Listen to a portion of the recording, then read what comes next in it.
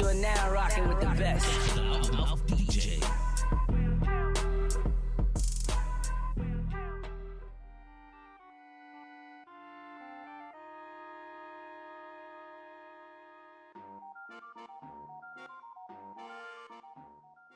What is up, guys? Welcome to the stream. How you doing? Welcome, YouTube. I am Red/X. Today is the top 10 Final Fantasy characters. Now, most of these guys are playable. Not all of them are playable. Two, they might be heavied in 2 different games because a lot of the games fucking suck. Maybe 3 games.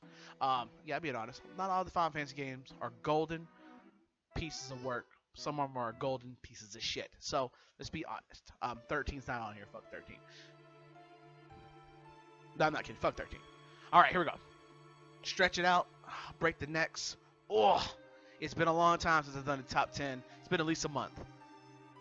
Honorable mentions and pictures. Yuffie from Final Fantasy VII. She would have been top 10 on most of my list, but I had to expand my grounds of Final Fantasy, and I have too many lolly, aka young girls on here, which make me kind of more of a creepo pedo, and I don't want to do that. Because I already have the mustache. If I cut it all off, look at it. Just this, pedo. No, too much pedo thing going on. Honorable mention. That's why she's not number 10. All right. We got that out of the way. Now, number motherfucking 10. The Red Mage. You're like, what is Red Mage?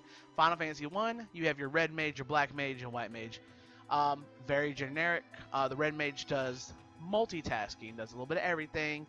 Can do magics. Black or white magic, can do fighting, can do anything you want. It's just multi-talented. You might notice a theme in my top 10 with this kind of thing going on. Its character does a lot of things. Is it really a in-depth character? No, but I like the ability of any character filling a role that you don't want. Maybe you just don't like the black mage. Maybe you don't like the white mage. Maybe you just don't like that one warrior or whatever. You throw a red mage, he can do everything. That's why he's number 10. Number 9. I don't know drum rolls, which kind of makes you sad. Cloud Strife. Yes, Cloud made number 9. You're like, whoa. What is wrong with you? Why is he so low on the list? Because, let's just say, Cloud Strife is overrated. Legit, I think he's a good character. I like him. Maybe Smash hates me. Mizme, what is up? I hope you do have some complaints. There's some games I do not like on Final Fantasy I didn't put in, so you might start complaining now. But Cloud Strife is a number 9. Reasons of he's overrated. Doesn't really. It's a shell of a character until like the ending, but it's still.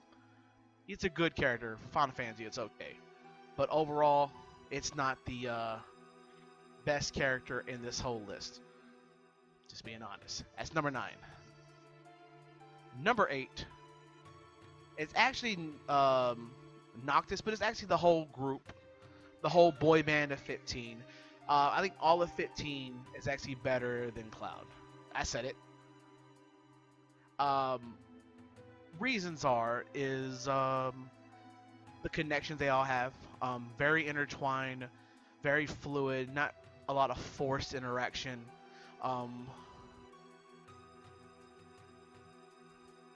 Smooth. Hold on one second. Alright, sorry about that. Say hi to Riri. That's her fault. What was I saying? Yeah, these 4 good guys, awesome. I like the fight. And this whole game in general is just really good. It would be higher if I actually played the game a little more than I did. But these guys are up here at number 8 just because I haven't really finished the game yet. And I haven't seen where they're going. But right now, the depth of the characters and how they get along made them number 8. I'd put him as just the face because he's the one you play. But you got all 4 of them. Number 7, yeah, is actually Fran from Final Fantasy 12. You're like, all right, here's Pervert Red again with the Rule 34. Maybe. Bunny Girl from Whoville, kind of. How do I say this without sounding creepy? There's no way. But to go back from that whole Red Mage thing, multi-talented, could do a lot of things, could fight from range and do the magic, could do everything you want as a character. So she's overall just a really good character. Good at everything, not great at anything kind of character. Like most of the characters you're going to see on this list is how I usually roll. Mechanic. Come on. She's a mechanic. bunny girl from Final Fantasy. It's kind of a 3 strikes and you're in kind of thing. This is why she's number 7. You're like, whoa, this is a shit list. This might become a shit list just because of now. This character, to me, one of my favorite characters as one of the female characters. If I did top 10 Final Fantasy females, hence, there's more females coming. That's number 7. Number 6 is Vivi. I believe this is Final Fantasy 9 or 8. I can't remember which one this is from. It's pretty much a black mage with personality and has a lot of a very shy kind of a Final Fantasy character, not really confident in himself, but ends up having the ability to be a badass, save his friends, even though he's scared of his own power. This kind of depth of a character, this character has a lot of depth involved, which I'm a fan of. Characters with depth, characters that can do multi things, a character you can get along with. It's my kind of thing, and this is why number 6. This is why he fits here. He's not any more above that. He's not even below that. He's a good middle character. This is a character you need in all kinds of games. It's a character that you just can believe in, and you're gonna have fun playing with. You're like, you know what? I'm invested in him. Number 5. I think Auron, I believe his name is. Not Aaron, it's Auron. Any dude who has a sword on his shoulder and his hand just chilling like this, like he has some kind of baby arm going on with a sword. Any guy that whips your ass just one-handed kind of deserves to be on a list. I don't care what list it is. If he can beat your ass with only one hand and another hand just tucked in going, I don't even need my second hand, it kind of deserved to be here.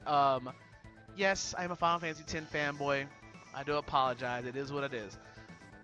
But this guy actually is a straight-up destroyer. He actually is part of the story. He's at the beginning of the game. He helps Titus through. He's kind of valuable to the story, as in he was number 10. Sometimes weird. They go around, summons, and then his friend, aka Titus' dad, becomes one of the evil things. I can't remember what it's called top of my head. He came back, even though he's dead, kind of. He's dead. He's a ghost, pretty much. He comes around and still helps Yuna, Titus, through their story, beating everyone's ass. I mean, just come on, he's legit good. 5, Aaron. There you go. You're right. Has that play rough down like a beast. Now, this might be a controversial number 4, and that is the black and white mage, aka what every Final Fantasy magic character is based off of. You gotta have these in your top 10. The black and white mage. You're like, what do you mean? There's no Lulu without black mage. There's no Yuna without white mage. There's no Ares without white mage. You see what I'm talking about here? You have to have these two guys before you have any other Final Fantasy character. These two everything is based off these two guys and what they've started. There's nothing else they can do. These guys are your magic characters. You can't really do anything about that. These guys have to be in here. These are your bases. Just like why Red Mage is in there, even though it's a Red Mage and has red in his name and I have to put him in just because he's red. Kind of. But just like the Black Mage and everything, a lot of these characters are based off these two, counting the Red Mage 2 actually, are all based off these guys. There's no other Final Fantasy characters unless you have these two. Sorry. Just being honest, without these two guys, you don't have anything. You have no healers, you have no fire damage, you have nothing without these two, because these two started it off. You're like, you know what, Red? You might be telling the truth. Or I might just be talking out my ass. Number 3, Tifa Lockhart. Why? Tits. No, short shorts. No, that's not right. It's because she beats your ass with 2 gloves on, and if you watch Final Fantasy VII Advent Children, you see her fight that dude, it's fucking wicked. That right there made her probably a forever top 5, top 3 Final Fantasy character in my whole life just because of that.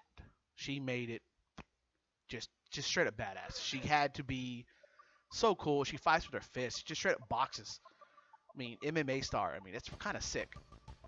That's why she's number 3. And the whole Cloud, Ares. The Ares? Sure.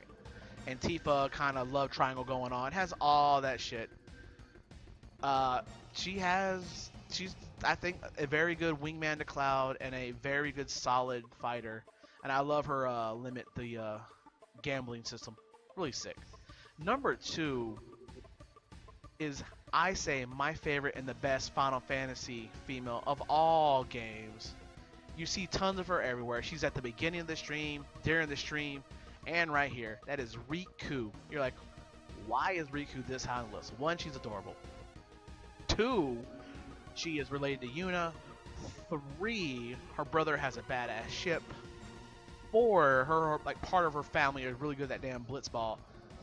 5, she throws freaking grenades and creates stuff and makes bombs and shit, which I think is neat. 6 has Thief. Just so cool. Plus when you get on Final Fantasy X2, if you played Final Fantasy X2, a lot of them did that. X2 was kind of a game for a really female oriented game, it feels like. The whole costume change and fighting style, I kind of like their way of doing it. I just hate the game in general. And she just grew on me even more during Final Fantasy X2. Yeah, I might not like this, but this is a soft, it's like right here. This is in the heart. This is my favorite character, female-wise. Tifa's like right behind it. You're like, okay, this list might be bunk right now just because of her. But number 1 might not be the playable character, but everyone's favorite villain, because why? Sephiroth will always be my number 1 favorite Final Fantasy character. I know, esports, generic, everyone knows, blah blah blah. He went for the safe pick.